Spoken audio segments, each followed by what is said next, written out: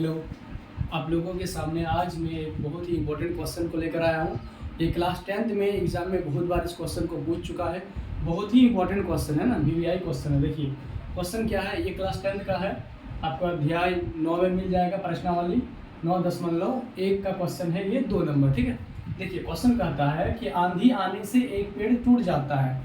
ये पेड़ है, ठीक ना, ये पूरा पेड़ की ऊंचाई है। तो कह रहा है कि आंधी आने से एक पेड़ टूट जाता है यहाँ, और देखिए टूट जाता है और टूटा हुआ भाग इस तरह मुड़ जाता है कि पेड़ का शिखर जमीन को छूने लगता है।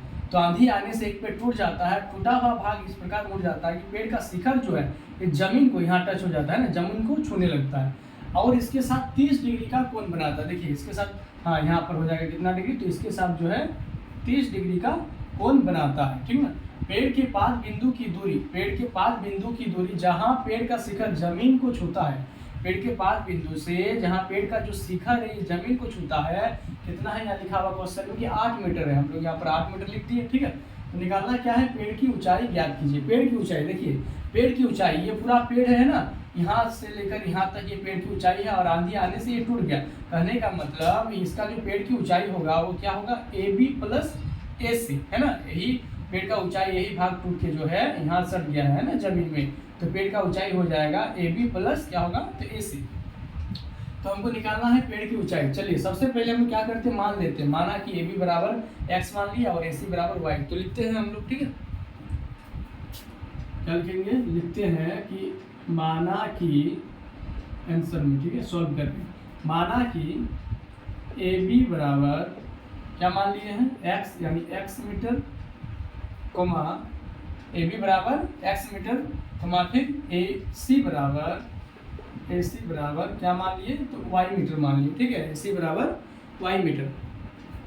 तो इसलिए पेड़ की ऊंचाई है ना, पेड़ की ऊंचाई, देखिए पेड़ की ऊंचाई क्या होगा है ना, तो पेड़ की ऊंचाई जो है x प्लस वाई हो जाएगा, यानी AB प्लस AC।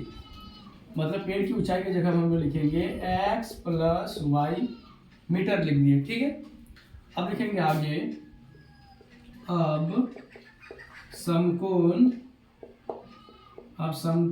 त्रिभुज ABC में, ठीक है, समकोण त्रिभुज ABC में, देखिए समकोण त्रिभुज ABC में ये मेरा क्या है, ये जो है लंब है और ये आधार है, यानी लंब बटे आधार। तो लंब बटे आधार tan में फॉर्मूला होता है tan थीटा का।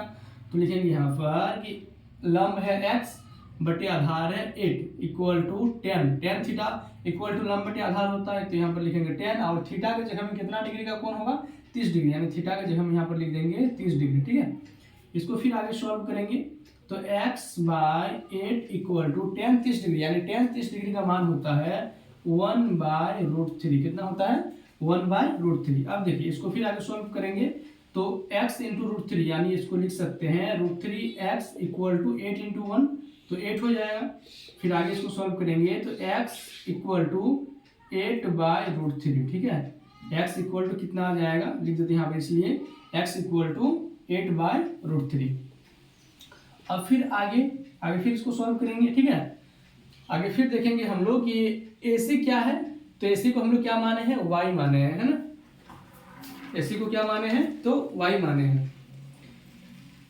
पुनः लिखेंगे यहाँ पर पुनः,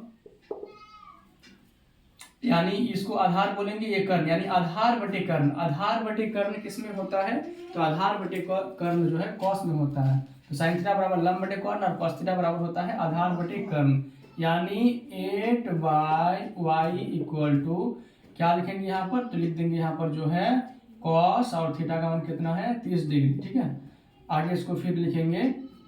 चलिए इसको यहीं पर सॉल्व करते हैं, जगह का थोड़ा कमी है ना, नीचे लिख देते हैं, इधर लिखते हैं। देखिए तो 8/y equal to cos 30 degree, यानी कॉस 30 डिग्री का मान होता है √3/2। इसको फिर आगे सॉल्व करेंगे तो क्या हो जाएगा, तो √3y इक्वल टू 8 इंटू 2, यानी 16 हो जाएगा।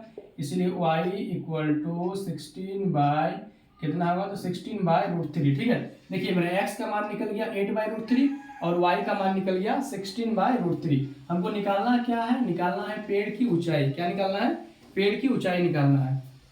लिखेंगे इसलिए पेड़ की ऊंचाई, तो पेड़ की ऊंचाई बराबर क्या होगा, तो x प्लस वाई। क्या होगा, x प्लस वाई। ठीक है, तो x का मान देखिए, तो यहाँ पर x का मान कितना निकाले हैं, 8/√3 प्लस y का मान निकाले हैं तो 16/√3। चलिए इसको सॉल्व करते, ठीक है। इसको अगर सॉल्व करेंगे आगे तो √3 है, यहाँ पर √3 आ जाएगा, ऊपर में 8 प्लस 16 आ जाएगा, है ना।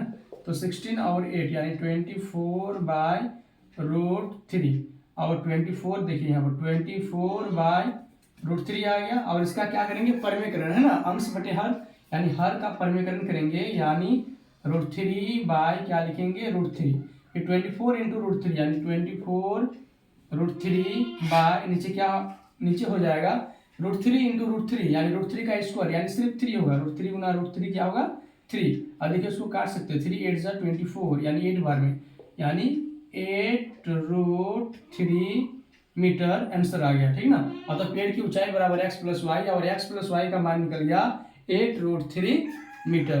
तो ये मेरा फाइनल आंसर जो है निकल गया, पेड़ की ऊंचाई 8√3 मीटर। ठीक है, तो ज़्यादा से ज़्यादा वीडियो को जो है शेयर कीजिए और अपने दोस्तों के पास शेयर कीजिए, और लाइक और सब्सक्राइब करना ना भूलें, है ना।